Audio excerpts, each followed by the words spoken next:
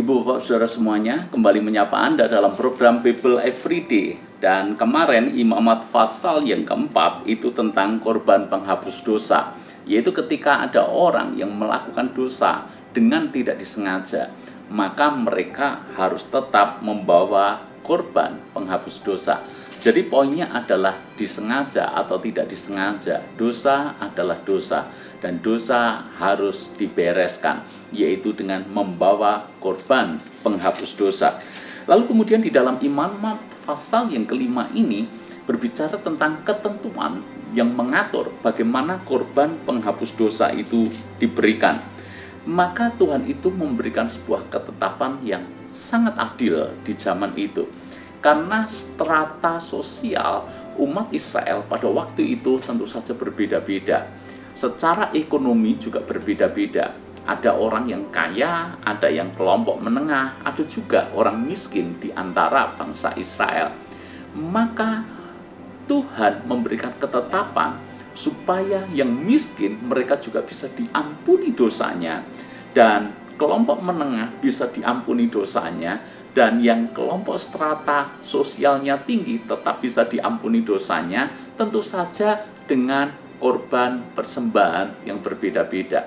Mereka yang punya kemampuan ekonomi baik, golongan atas, maka mereka harus membawa seekor betina dari domba atau kambing menjadi korban penghapus dosa. Ayat yang ke-6. Kelas menengah, Anda coba baca di dalam ayat yang ke-7. 2 ekor burung tekukur atau 2 ekor anak burung merpati itu menjadi korban penghapus dosa. Lalu bagaimana dengan mereka yang miskin?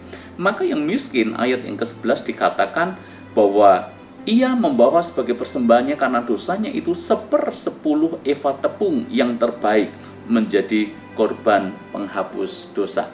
Jadi berbeda-beda semuanya. Ada yang hanya membawa 1/10 eva tepung, lalu kemudian ada yang membawa burung tekukur atau burung merpati, ada juga yang membawa domba atau kambing betina. Itulah yang menjadi ketetapan Tuhan. Sungguh merepotkan tentu saja.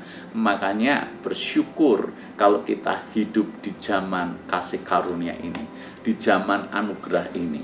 Kita menerima pengampunan Tuhan, entah karena dosa yang disengaja atau tidak disengaja, melalui korban yang sama, yaitu darah Kristus. Kalau zaman dulu berbeda-beda sesuai dalam tanda kutip kasta sosial mereka, maka di zaman sekarang kita menerima korban yang sama, yaitu darah Yesus. Orang kaya, orang miskin, orang terpandang, orang biasa, orang yang punya kedudukan tinggi, atau orang yang mungkin sangat sederhana, semuanya mendapat korban penghapus dosa yang sama, yaitu darah Tuhan kita Yesus Kristus. Artinya adalah bahwa di hadapan Tuhan kita semuanya sesungguhnya sama. Tidak ada yang lebih tinggi, tidak ada yang lebih rendah, karena kita dibayar dengan darah yang sama, kita dibayar dengan korban yang sama,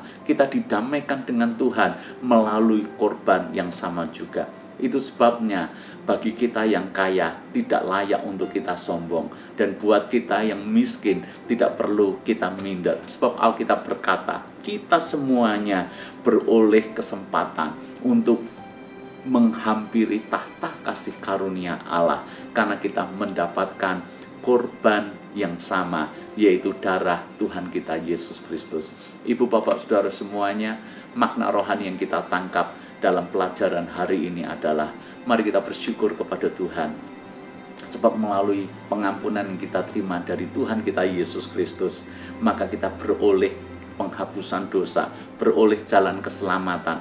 Tidak seperti zaman Taurat yang sedemikian detail ketetapan Taurat yang harus mereka penuhi.